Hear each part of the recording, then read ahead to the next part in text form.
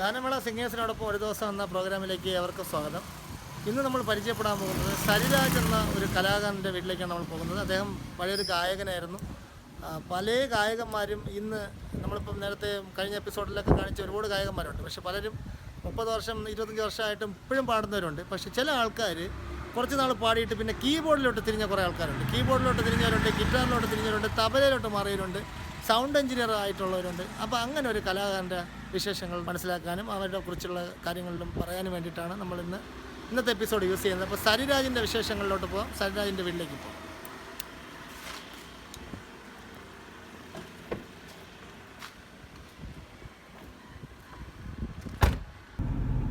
നമ്മളിത് സരിരാജിൻ്റെ വീട്ടിലേക്കുള്ള യാത്രയിലാണ്. സരിരാജിനെ കുറിച്ച് പറയുമ്പോൾ സരിരാജ് ഇപ്പം ശരിക്കും ഗായകനല്ല. അദ്ദേഹം ഒരുപാട് നാൾ ഗാനമേള വേദികളിലെ അഭിവാജ്യ ഘടകമായിരുന്നു. പക്ഷേ അവസരങ്ങൾ കുറഞ്ഞുകൊണ്ടാണോ അതോ കീബോർഡിനോടുള്ള പാഷൻ കൊണ്ടാണോ എന്നറിയില്ല. അത് നമുക്ക് അദ്ദേഹത്തിൻ്റെ അടുത്ത് തന്നെ അദ്ദേഹത്തിൻ്റെ വീട്ടിൽ പോകുമ്പോൾ ചോദിച്ചറിയാം. അപ്പോൾ അദ്ദേഹം ഇപ്പോൾ കീബോർഡിസ്റ്റാണ്. കീബോർഡ് മാത്രമല്ല, ഗിറ്റാർ വായിക്കുന്നുണ്ട്. സകലകല വല്ലപ്പനാണ്. നമുക്ക് കീബോർഡ് ഇപ്പോൾ നമുക്കൊന്ന് പുള്ളി കൊണ്ട് വായിപ്പിക്കാം. പിന്നെ അതുപോലെ തന്നെ എനിക്കൊരു ഡെഡിക്കേഷൻ ഇന്ന് പാടാനുണ്ടായിരുന്നു. അത് ചോദിച്ചിരിക്കുന്നത് ഇവിടെ തിരുവനന്തപുരത്ത് വെള്ളാറ് താമസിക്കുന്ന സുവരാജ് എന്ന് പറയുന്ന പപ്പൻ എന്ന് ഞാൻ വിളിക്കുന്ന സുവരാജാണ് ചോദിച്ചിരിക്കുന്നത്. സുവരാജ് ചോദിച്ചിട്ട് ഏകദേശം 2 വർഷമായി. അത് നമ്മുടെ അശോകലക്ഷ്മി എന്ന് പറഞ്ഞ എൻ്റെ മ്യൂസിക് ചാനലിൽ പാടാൻ വേണ്ടിയിട്ട് 202ാമത്തെ എപ്പിസോഡായിട്ട് ഞാൻ പാടി ആൾറെഡി ഷൂട്ട് ചെയ്ത് അന്ന് കൊറോണയ്ക്ക് മുമ്പ് കൊടുത്ത സംഭവമാണ്. പക്ഷേ അത് 120 എപ്പിസോഡായപ്പോൾ ചാനൽ ടെർമിനേഷൻ വന്നപ്പോഴത്തേക്കും പിന്നെ അത് 120 എപ്പിസോഡ് കഴിഞ്ഞിട്ട് പിന്നെ റിട്ടേൺ കിട്ടുന്ന വീഡിയോസാണ് നമ്മൾ അപ്ലോഡ് ചെയ്തുകൊണ്ടിരുന്നത്. അപ്പോൾ അത് കാരണം പിന്നെ 120 കഴിഞ്ഞ് ആ ഓർഡർ കിട്ടാത്തത് കാരണം ഈ 202ാമത്തെ പാട്ട് ഇതുവരെ അപ്ലോഡ് ചെയ്തില്ല. അപ്പം ഈ പപ്പൻ മിക്കവാറും എന്നെ കാണുമ്പം എൻ്റെ പാട്ട് ഈ 100-ലെല്ലാം കേൾക്കുമോ എന്നൊക്കെ ചോദിച്ച് കളിയാക്കാറുണ്ട്. അപ്പോൾ അതുകൊണ്ട് ആ പാട്ട് ഇന്ന് ഈ പറഞ്ഞ പപ്പൻ സുവരാജിനും സുവരാജിൻ്റെ വൈഫ് ആശ, സുവരാജിൻ്റെ മകൾ കാശ്വി, ഇവർക്ക് എല്ലാവർക്കും വേണ്ടിയിട്ടാണ് ഇന്ന് പാടുന്നത്. മാത്രമല്ല എൻ്റെ യൂട്യൂബ് ചാനലിലേക്ക് കാണുന്ന എല്ലാവർക്കും, അതിൻ്റെ പ്രേക്ഷകർക്കും, അതുപോലെ തന്നെ ഈ വ്യൂവേഴ്സ് ചാനൽ വരുന്ന ഈ ഗാനമേള സിംഗേഴ്സിനോടൊപ്പം ഒരു ദിവസം എന്ന ആ ഒരു പ്രോഗ്രാം കാണുന്ന എല്ലാവർക്കും വേണ്ടിയിട്ട് ഈ പാട്ട് ഡെഡിക്കേറ്റ് ചെയ്യുന്നു. അപ്പം നമുക്ക് പാട്ടിലേക്ക് കിടക്കാം. ആദ്യമായി കണ്ട പാതി വിരിഞ്ഞു നിൻ പൂമുഖം, കൈകളിൽ വീണൊരു മോഹന വൈഡൂര്യം, നീ പ്രിയ സഖി ആദ്യമായി കണ്ട പാതി വിരിഞ്ഞു നിൻ പൂമുഖം, കൈകളിൽ വീണൊരു മോഹന വൈഡൂര്യം, നീ പ്രിയ സഖി ആദ്യമായി കണ്ട 1000 പ്രേമാർദ്ര കാവ്യങ്ങളെന്തിനു പൊന്മയിൽ പീലിയാലെഴുതി നീ, 1000 പ്രേമാർദ്ര കാവ്യങ്ങളെന്തിനു പൊന്മയിൽ പീലിയാലെഴുതി നീ, പതിവിരിഞ്ഞാൻ കൊഴിയുവതല്ലിൻ, പതിവിരിഞ്ഞാൽ കൊഴിയുവതല്ലിൻ, പ്രണയമെന്തല്ലോ പറഞ്ഞു നീ, അന്നു നിൻ കാമിനിയായി ഈ സ്വരം കേട്ട നാൾ താനേ പാടിയൻ തമ്പുരു, കൈകളിൽ വീണൊരു മോഹന വൈഡൂര്യം, നീ പ്രിയ സഖി. ഇനി ഞാനിത് മുഴുവനായിട്ടും ഞാൻ എന്തായാലും ചാനലിൽ പാടിത്തരുന്നുണ്ട്. സൗണ്ട് അടയുന്നുണ്ട്, ഭയങ്കര ചൂടാണ്. ഞാൻ AC ഓൺ ചെയ്തതാണ്. ഇത് AC ഇട്ട് കഴിഞ്ഞാൽ ഈ സൗണ്ട് കറക്റ്റ് കിട്ടത്തില്ല. അപ്പോൾ അതുകൊണ്ട് തല നന്നായിട്ട് ചൂടാകുന്നുണ്ട്, ശബ്ദം അടയാണ്. അപ്പോൾ അതുകൊണ്ട് ഞാനിത് മുഴുവനായിട്ടും പപ്പൻ്റെ കുടുംബത്തിന് വേണ്ടി ഒന്നുകൂടെ ഞാൻ പാടിത്തരാം, അൺപ്ലഗ്ഡ് വെർഷൻ. പക്ഷേ ഞാൻ ഇത് ഇടയ്ക്കിടയ്ക്ക് ഇങ്ങനെ പറയുന്നുണ്ടാണ്. ഞാൻ പല്ലവി മാത്രമേ സാധാരണ പാടിക്കൊടുക്കാറുള്ളൂ. പപ്പന് വേണ്ടി മാത്രം അനുപല്ലവിയും കൂടെ പാടി. അപ്പോൾ എന്തായാലും നമുക്ക് സരിരാജിൻ്റെ വിശേഷങ്ങളിലോട്ട് പോകാം. സരിരാജിൻ്റെ വീട്ടിലേക്കുള്ള യാത്രയിലാണ്. ഏതാനും നിമിഷങ്ങൾക്കുള്ളിൽ തന്നെ സരിരാജിൻ്റെ വീട്ടിലേക്ക് നമ്മൾ എത്തുന്നതാണ്.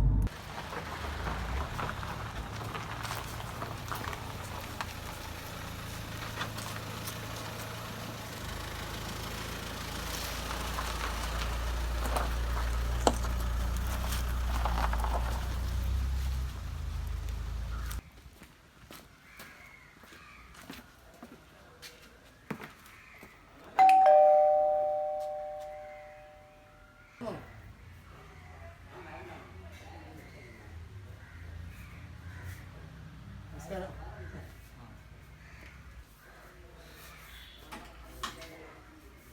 ഗാനമേള സിംഗേഴ്സിനോടൊപ്പം ഒരു ദിവസം എന്ന പ്രോഗ്രാമിൻ്റെ സരിരാജിനെ ഇൻ്റർവ്യൂ ചെയ്യാൻ വേണ്ടിയിട്ടാണ് വന്നത്. അപ്പോൾ നമ്മുടെ പ്രേക്ഷകർ എന്താ പറയുക, ഇപ്പം ഗാനമേളയിൽ പാടുന്ന പാട്ടുകാരുടെ ഒരുപാട് പേരുടെ നമ്മൾ ഇൻ്റർവ്യൂ എടുത്തു കഴിഞ്ഞു. ഒരു 10-60 എപ്പിസോഡ് ഇപ്പം തന്നെ കഴിഞ്ഞിട്ടുണ്ടായിരുന്നു. അപ്പോൾ സരിരാജിനായാലും ഉൾപ്പെടുത്താതിരിക്കുന്നത് ശരിയല്ല. അതായത് നിങ്ങളിപ്പോൾ പാടുന്നില്ല, നിങ്ങൾ കീബോർഡാണ് വായിക്കുന്നത്, എന്നാലും നിങ്ങളെയും കൂടെ അതിനകത്ത് ഉൾക്കൊള്ളിക്കാമെന്ന് കരുതിയാണ് ഞങ്ങൾ ഇങ്ങോട്ടേക്ക് വന്നത്. അപ്പോൾ നമുക്ക് താങ്കളുടെ വിശേഷങ്ങളും കീബോർഡിൻ്റെ കുറിച്ചുമൊക്കെ നമുക്ക് അറിയണമെന്ന് ആഗ്രഹമുണ്ട്. അപ്പോൾ നമുക്കതൊക്കെ ഒന്ന് ഞങ്ങളുടെ പ്രേക്ഷകർക്ക് വേണ്ടിയിട്ടൊന്ന് പറഞ്ഞു തരാമല്ലോ. ഈ ഒരു ഫീൽഡിൽ ശരിക്കും സരിരാജ് വന്നിട്ട് എത്ര വർഷമായി കാണും ഏകദേശം? ഏകദേശം ഒരു 20 വർഷം. 20 വർഷം കൊണ്ട് എനിക്കറിയാം. 20 വർഷം കൊണ്ട് സരിരാജിനെ എനിക്കറിയാം. നമുക്ക് അധികം അറിയുന്ന പാട്ടുകാരനായിട്ടല്ലേ അറിയുന്നത്. പാട്ട് എപ്പോഴും ശരിക്കും പാട്ട് മാറ്റിയിട്ട് കീബോർഡിലോട്ട് തിരിഞ്ഞത് എപ്പോഴാണ് ശരിക്കും? പാട്ട് മാറ്റിയില്ല, പാട്ടും ഉണ്ട്, പാട്ടും ഒരുമിച്ച് കൊണ്ടുപോയിരുന്നു. പിന്നെ കീബോർഡിൽ കുറച്ച് കൂടുതൽ കോൺസെൻട്രേറ്റ് ചെയ്യും അല്ലേ? ഇപ്പം കീബോർഡ് ക്ലാസ്സും അങ്ങനെയൊക്കെയാണ്. ശരിക്കും സംഗീതമായിട്ട് പഠിച്ചിട്ടുണ്ടോ? ക്ലാസിക്കലായിട്ട് കുറെ പഠിച്ചിട്ടുണ്ട്. എത്രാമത്തെ വയസ്സിലാണ്? ആദ്യം സ്കൂളിൽ പഠിച്ച്, സ്കൂളിൽ നിന്നും കോളേജിലോട്ട് വന്ന സമയത്ത്, കോളേജ് കഴിഞ്ഞ സമയത്ത്. ശരിക്കും ഇതില് പാട്ടിൽ വാസന ഉണ്ടെന്ന് ആദ്യം ആരാണ് മനസ്സിലാക്കി? അമ്മയാണോ അച്ഛനാണോ മനസ്സിലാക്കി? രണ്ടുപേരും. അപ്പൊ അന്ന് ആദ്യമായിട്ട് പാടുന്ന പാട്ടോ അങ്ങനെ എന്തെങ്കിലും ഓർമ്മയുണ്ടോ? ഫസ്റ്റ് പാടിയ പാട്ടോ, അല്ലെങ്കിൽ അന്ന് ആ സമയത്ത് വീട്ടുകാർക്ക് സരിരാജ് പാടുമെന്ന് തോന്നിച്ച അങ്ങനത്തെ ഒരു പാട്ട് കാണുമല്ലോ, ഇഷ്ടപ്പെട്ടു സ്കൂളിൽ പഠിച്ചപ്പോഴത്തേക്ക്? അതേത് പാട്ടാണ്? അത് 4 മണിക്കൂർ. 4 മണിക്കൂർ അത് പാടാമോ? 4 മണിക്കൂറി 4 മണിക്കൂറി ആടുണർന്നു മലക്കാടുണർന്നു 4 മണിക്കൂറി. അതാണ് ആദ്യം പാടുന്നത്. അപ്പോൾ എന്നിട്ട് അതിനുശേഷം പിന്നെ സ്കൂളിൽ പഠിക്കുന്ന സമയത്താണ് ശരിക്കും ക്ലാസിക്കലായിട്ട് പഠിക്കാൻ പോയത്? സ്കൂളിൽ പഠിക്കുമ്പോഴും പിന്നെ കോളേജിലോട്ട് വന്നപ്പോഴും. കോളേജിലൊക്കെ യൂത്ത് ഫെസ്റ്റിവലിന് മത്സരിച്ചിട്ടുണ്ട്? യൂത്ത് ഫെസ്റ്റിവൽ പ്രൈസൊക്കെ ഇഷ്ടംപോലെ കിട്ടിയിട്ടുണ്ട്. എന്നിട്ട് ഈ ഗാനമേളയിൽ പാടിക്കൊണ്ടിരുന്ന സമയത്ത് പിന്നെ പെട്ടെന്ന് ഈ കീബോർഡിൽ ശരിക്കും എന്താണ്, എനിക്ക് കീബോർഡിസ്റ്റ് ആവണമെന്നൊരു ആഗ്രഹം ഉണ്ടായിരുന്നതാണോ, അതോ കൂടുതൽ അവസരങ്ങൾ ഇത് കിട്ടുമെന്നുള്ളത് കൊണ്ടാണോ? എന്ത് കാരണത്തിലാണ് കീബോർഡിലോട്ട്? അതിങ്ങനെ അങ്ങനെ പോയി, അങ്ങനെ പഠിപ്പിച്ച് പിള്ളേരുടെ രീതി പിള്ളേരൊക്കെ ഉള്ളതുകൊണ്ട് അങ്ങനെ കീബോർഡിലോട്ട് വന്നതാണ്. ആരുടെ അടുത്താണ് ആദ്യം കീബോർഡ് പഠിച്ചത് ഓർമ്മയുണ്ടോ? ഫസ്റ്റ് കീബോർഡ് ഒരുപാട് പഠിച്ചിട്ടുണ്ടെന്ന് അറിയാം, എനിക്കറിയാം. എൻ്റെ പ്രേക്ഷകർക്ക് വേണ്ടി ചോദിക്കുകയാണ്. നാദബ്രഹ്മത്തിനാണ് ഫസ്റ്റ് പഠിച്ചത്. ആദ്യമായിട്ട് കീബോർഡ് ശരിക്കും നോട്ട്സ് ഒക്കെ പറഞ്ഞു തന്നാരാണ്? അവിടെയുള്ള സന്തോഷ് സാർ. അപ്പൊ ഇപ്പൊ ശരിക്കും പാട്ടുണ്ടോ അതോ കീബോർഡ് മാത്രമേ ഉള്ളൂ? പാട്ടുണ്ട്, കീബോർഡുണ്ട്. Keyboard, guitar. ചോദിക്കാൻ പാടില്ല, നമ്മുടെ സാധാരണ ഞാൻ ഉൾപ്പെടെയുള്ള എല്ലാ ഗായകർക്കും ഒരു പെട്ടെന്നൊരു ഇഷ്ടപ്പെട്ട ഗാനം ഏതെന്ന് വെച്ചാൽ പറയാൻ പറ്റത്തില്ല. ശരിക്കും സരിരാജിന് പഴയ പാട്ടുകളാണോ അതോ പുതിയ പാട്ടുകളാണോ ഇഷ്ടം? രണ്ടുപേരെ പോലെ തന്നെ, പഴയതും പുതിയതൊക്കെ കേൾക്കും. എന്നാലും നസീർ സാറിന്റെ ഒക്കെ കാലത്തുള്ള പാട്ട് ഇപ്പോഴും കേൾക്കാറുണ്ടോ? സത്യ മാസ്റ്ററിന്റെ, നസീർ സാറിന്റെ എല്ലാം. അപ്പൊ ആ സമയത്ത് ഒരു 70s 80s ഉള്ള ഏറ്റവും ഇഷ്ടപ്പെട്ട പാട്ട് ഏതാണ് ആ സമയത്തുള്ള? താങ്കൾ കണ്ടതിനല്ലോ സത്യ മാസ്റ്ററിന്റെ ഒരു രീതിയിലുള്ള വീശയും അങ്ങനെയൊക്കെ പഴയ ഒരു എന്താ പറയുക, പഴയ നടന്മാരുടെ, ഞാൻ കയറി വന്നപ്പോഴേ നമുക്കറിയാം, നമ്മളൊന്നും പരിചയമുള്ളതുകൊണ്ട് അറിയാം, എന്നാലും പഴയ നടന്മാരുടെ പല സിമിലാരിറ്റീസും ഉള്ള റിസംബ്ലൻസ് ഉള്ള ഒരാളാണ് താങ്കൾ. അപ്പൊ അതുകൊണ്ട് പഴയ പാട്ടുകളിൽ താങ്കൾക്ക് ഇഷ്ടപ്പെട്ട പാട്ട് ഏതാണ്? ഒരുപാട് പാട്ടുകളുണ്ട്. എന്നാലും ഏറ്റവും ഇഷ്ടപ്പെട്ട പാടി ഇപ്പോഴെങ്കിലും മൂളിപ്പാട്ട് കൂടെ പാടി നടത്തുന്ന പാട്ടൊക്കെ എപ്പോഴാണ്? ഏതാണ്? ഏത് പാട്ടാണ്? നസീർ സാറിന്റെ പാട്ടുകൾ. അതേ പാട്ടാണ് ഇഷ്ടമുള്ള പാട്ട്? ഒരു പാട്ട് പാടും. അല്ല, നമ്മുടെ പ്രേക്ഷകർക്ക് വേണ്ടി ഒരു പാട്ട് പാടും. ആറാട്ടിന്റെ ആനകളെ. അത് പാടും. ആറാട്ടിന്റെ ആനകളെഴുന്നള്ളി ആഹ്ലാദ സമുദ്രം തീരതല്ലി ആറാട്ടിന്റെ ആനകളെഴുന്നള്ളി ആനന്ദ ഭൈരവീളത്തിൽ അമ്പലത്തുളസിയും തുമ്പിതുള്ളി ആറാട്ടിനാനകളെഴുന്നള്ളി.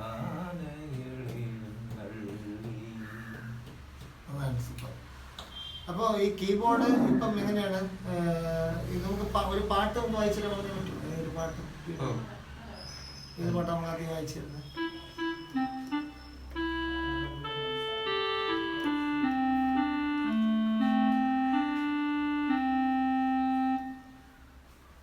ഏതെങ്കിലും ഒരു പാട്ട് വായിച്ചാൽ മതിയല്ലോ. ഈ പാട്ട് ഏതെങ്കിലും താങ്കൾക്ക് ഇഷ്ടപ്പെട്ട അല്ലെങ്കിൽ താങ്കൾ എപ്പോഴും വായിക്കുന്ന ഒരു പാട്ട്.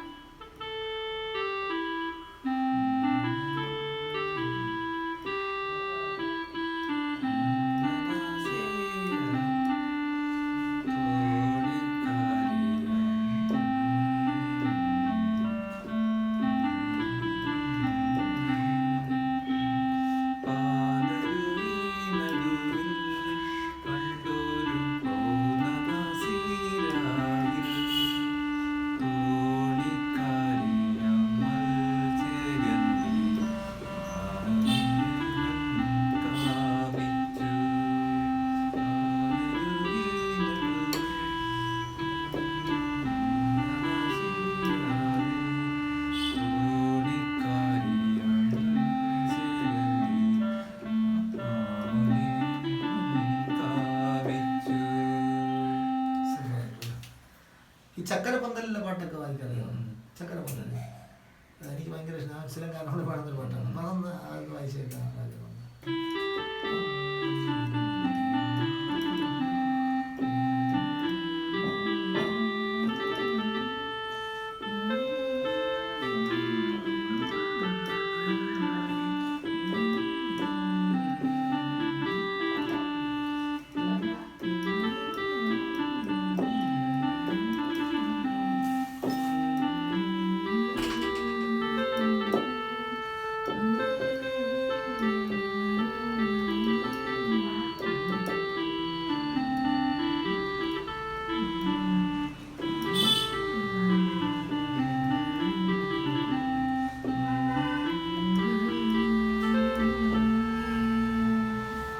പുതിയ പാട്ടുകൾ ഏതൊക്കെയാണ് വായിക്കുന്നത്? ഇപ്പം ഗാനമേളയ്ക്ക് വായിക്കുന്ന പുതിയ പാട്ടുകൾ, പുതിയ സിനിമയിലെ പാട്ടുകൾ?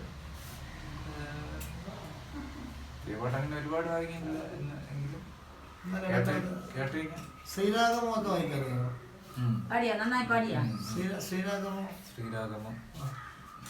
ശ്രീരാഗമോ ഒന്ന് വായിക്കാമോ?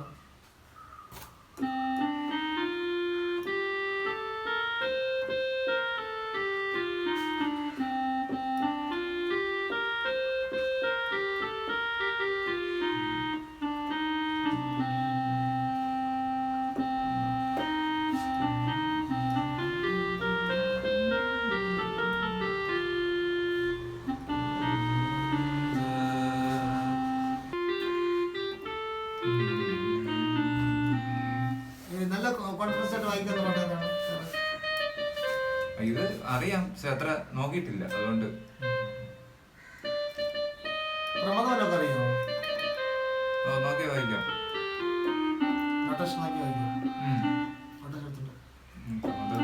അല്ല വേറെ ഏതെങ്കിലും വായിക്കാം. ഹിന്ദി പാട്ടാ?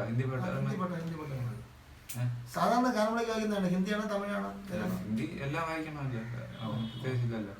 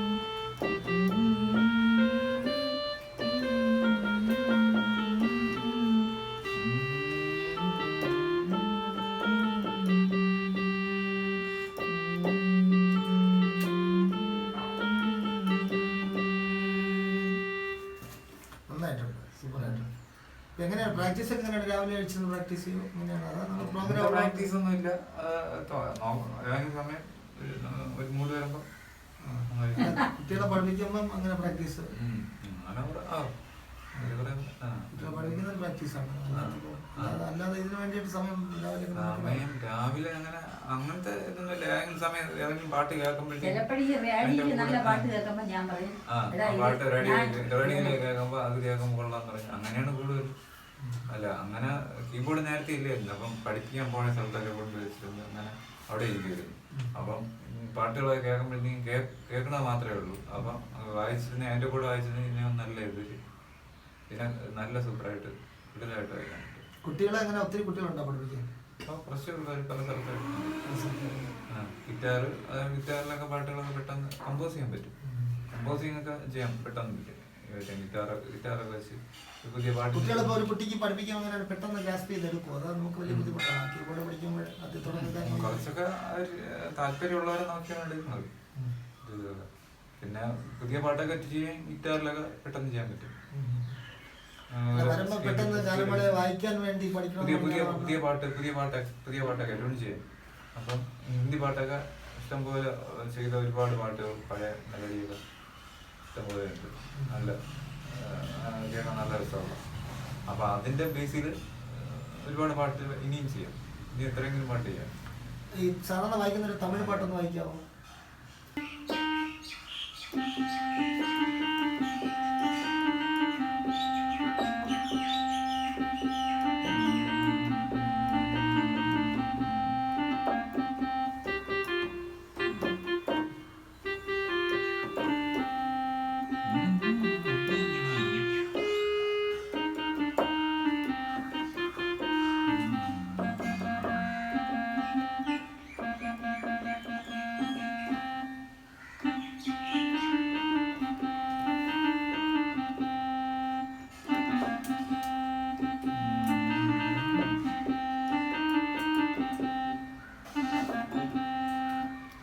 ഈ ഫീൽഡിൽ നിൽക്കാൻ ഏറ്റവും പ്രചോദനം അമ്മയാണോ അച്ഛനാണോ? ആരാണ് ഏറ്റവും പ്രചോദനം? കീബോർഡ് ഇത് ചിലർക്ക് വീട്ടിൽ സപ്പോർട്ട് ആയിരിക്കും. അമ്മയാണ് കൂടുതൽ. അത് ശരി. അതേപോലെ ഒരു പാട്ട് എന്നെ പഠിപ്പിച്ചൊരു സാറ് ഒരു പാട്ടില് ഒരു സ്കെയിലില് സാറ് ഒരു പാട്ട് വായിക്കും. പക്ഷെ ആ ഒരു പാട്ട് ഞാൻ എല്ലാ സ്കെയിലിലും വായിക്കാൻ വേണ്ടി കണ്ടുപിടിച്ചു. നിങ്ങളുടെ ഫാമിലി എങ്ങനെയാണ്? വീട്ടിൽ ആരൊക്കെ ഉണ്ട്? അച്ഛനും അമ്മ അനിയും രണ്ടനിയും. സജാദിന് കുടുംബമായില്ല.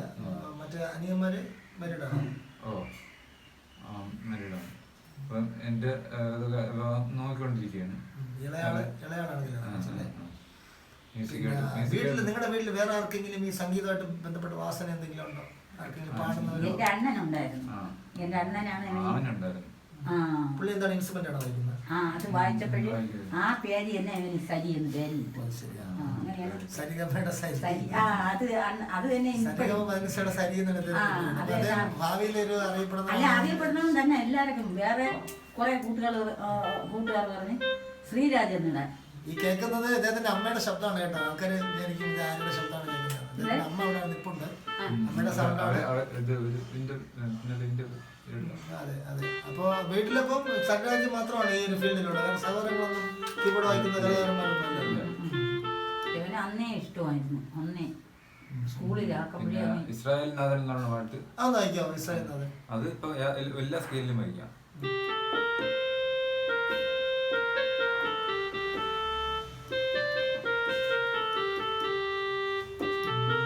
ടോൺ മാറ്റണം. ഞാനൊന്ന് പാടാം. എന്റെ കൂടെ വായിക്കാം. ടോൺ മാറ്റണം. വോയിസ് ഞാനൊന്ന് പാടാം. വോയിസ് മാറ്റണം. ഇതിപ്പോ സ്കെയിൽ അത് ഈ പാട്ട് കൂടി ചെയ്തോ.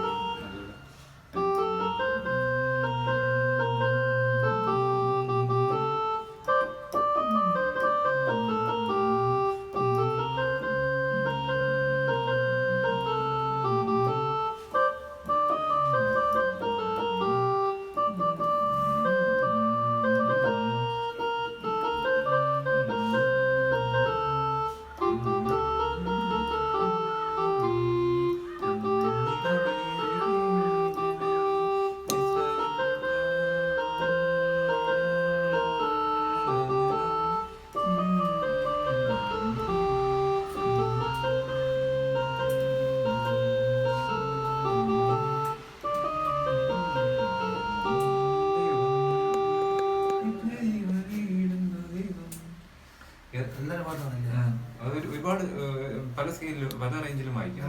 ഞാൻ പാടുന്നത് ഇസ്രായേലിൻ നാഥനായി വാഴുമേക ദൈവം, എത്ര ലെവലിലാണ് വായിക്കാം. സത്യജീവമാർഗമാണ് ദൈവം, ഭക്തനായി ഭൂമിയിൽ പിറന്നു സ്നേഹ ദൈവം, നിത്യജീവനെ കിടുന്നു ദൈവം. എല്ലാ സ്കെയിലും വായിക്കാം. സ്ഥിരം വായിക്കുന്നതല്ലേ അത് അതിപ്പോ ഏത് പാട്ടും വേണം വായിക്കാം. ഹിന്ദി പാട്ടും ഒരുപാട് സ്കെയിലിൽ വായിക്കാം. ഇനി സരിരാജിന്റെ ഭാവി പ്രോജക്റ്റ് എന്തൊക്കെയാണ്? ഇങ്ങനെ ഈ കീബോർഡുമായിട്ട് തന്നെ കണ്ടിന്യൂ ചെയ്യാനാണോ, അതോ ട്യൂഷനാണോ, അതോ ഗാനമേളയാണോ, എന്താണ്? മ്യൂസിക് കമ്പോസിങ്, പാട്ട് എത്ര പാട്ട് ട്യൂൺ ചെയ്തിട്ടുണ്ട് ഇപ്പൊ നിലവിൽ? കവിതയൊക്കെ കുറെ ഗിറ്റാറിലൊക്കെ കുറെ വായിച്ചിട്ടുണ്ട്. ഗിറ്റാർ വായിക്കില്ലേ? ഒത്തിരി ട്യൂൺ ചെയ്തിട്ടുണ്ടോ?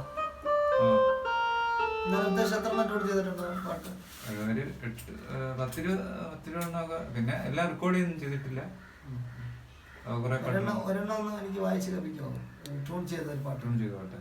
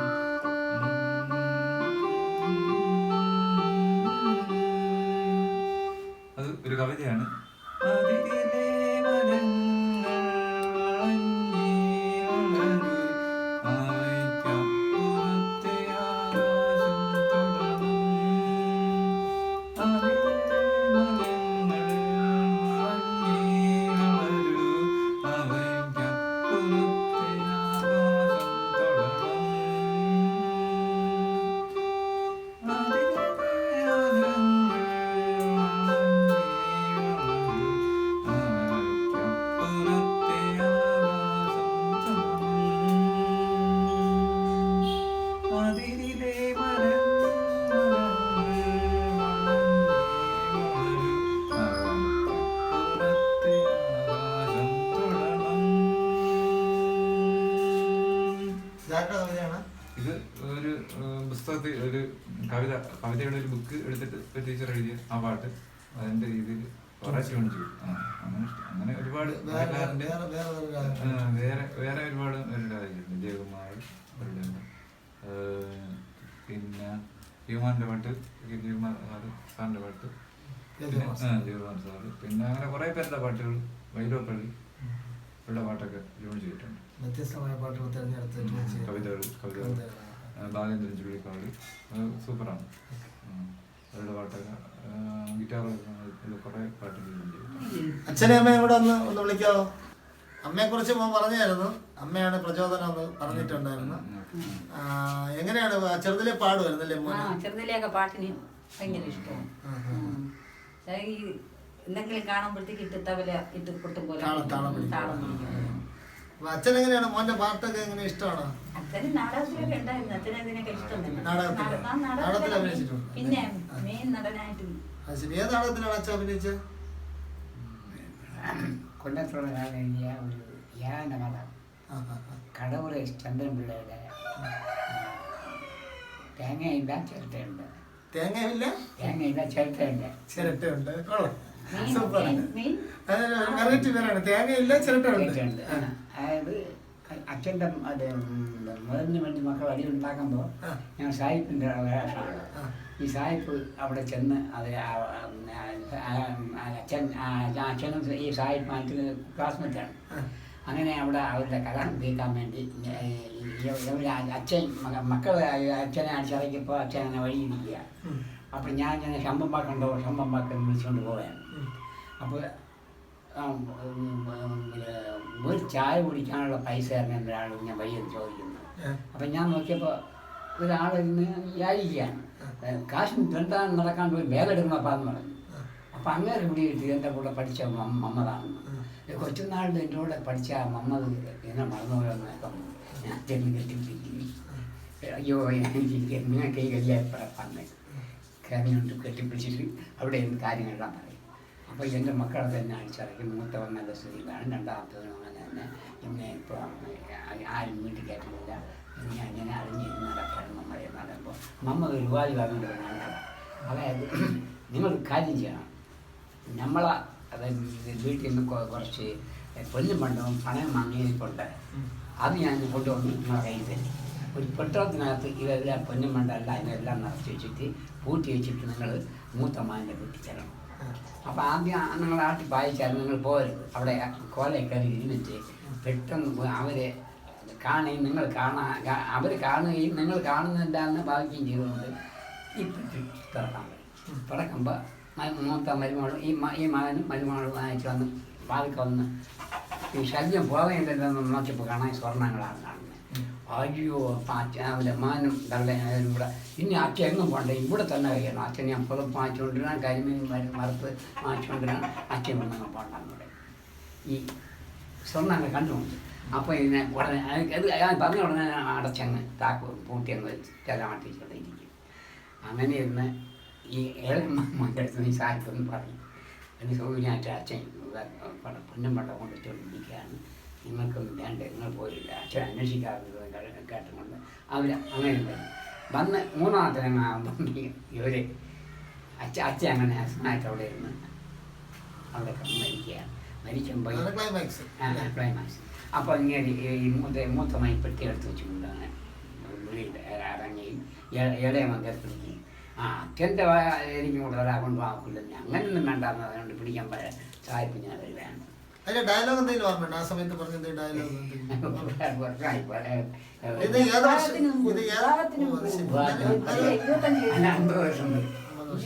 എന്നാലും ഇദ്ദേഹത്തിന്റെ ശരിക്കും പറഞ്ഞാൽ നമ്മുടെ പ്രേക്ഷകരോട് പറയാണ്, ഇദ്ദേഹത്തിന്റെ അടുത്തുനിന്ന് നോക്കുമ്പോൾ എം.എൻ. നമ്പ്യാറിന് പഴയ വളരെ അനശ്വരനായ നടന്റെ ഇദ്ദേഹത്തിന്റെ കണ്ണുകളും ഇദ്ദേഹത്തിന്റെ എന്നുവെച്ചാൽ കണ്ണിന്റെ ആ ഒരു ഇമോഷനൊക്കെ നമുക്ക് നോക്കുമ്പോൾ അദ്ദേഹത്തിന്റെ ഒരു വളരെ സിമിലാരിറ്റി ഉണ്ട്, റിസംബ്ലൻസ് ഉണ്ട്. എം.എൻ. നമ്പ്യാർ എന്ന് പറഞ്ഞാൽ അറിയാം നടന്റെ ഭയങ്കര ഒരു സാധ്യതയുണ്ട്. അപ്പൊ ശരിക്കും പറഞ്ഞാൽ അറിയപ്പെടേണ്ട അല്ലെങ്കിൽ വളരെയധികം ഉയർച്ചയിൽ അല്ലെങ്കിൽ ഉന്നതികളിൽ പോകേണ്ട ഒരു നല്ലൊരു ആക്ടർ. കാര്യം ഇദ്ദേഹത്തിന്റെ മുഖം, ഞാൻ ഒരു ആക്ടറും കൂടിയാണ്. അപ്പൊ അതുകൊണ്ട് ഇദ്ദേഹത്തിന്റെ മുഖം കാണുമ്പോൾ എനിക്കറിയാൻ പറ്റും അത്രയും മുഖത്ത് എക്സ്പ്രഷനും കാര്യങ്ങളൊക്കെ വരുന്നുണ്ട്. പ്രത്യേകിച്ച് ഏകാംഗ നാടകം അഭിനയിക്കുക എന്നുള്ളത് നിസ്സാര കാര്യമല്ല.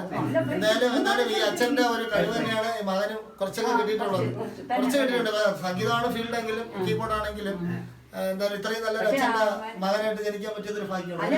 ഇതുപോലെ ഒരുപാട് പേര് നമ്മുടെ സമൂഹത്തിൽ ഒരു എന്താ പറയാ 2-3 മിനിറ്റ് അദ്ദേഹം സംസാരിച്ചപ്പോ അദ്ദേഹത്തിന്റെ മുഖത്ത് വന്ന എക്സ്പ്രഷനും കാര്യങ്ങളും എന്ന് പറഞ്ഞാൽ വളരെ ടാലന്റഡ് ആയിട്ടുള്ള ഒരു ആക്ടറാണ്. നമുക്കാകെ അറിയാം പറയുന്നത്. ശരിക്കും പറഞ്ഞാൽ ആ നാടകത്തിന്റെ ഫുൾ കഥയും പറഞ്ഞു അല്ലേ? ഫുൾ കഥയും പറഞ്ഞു.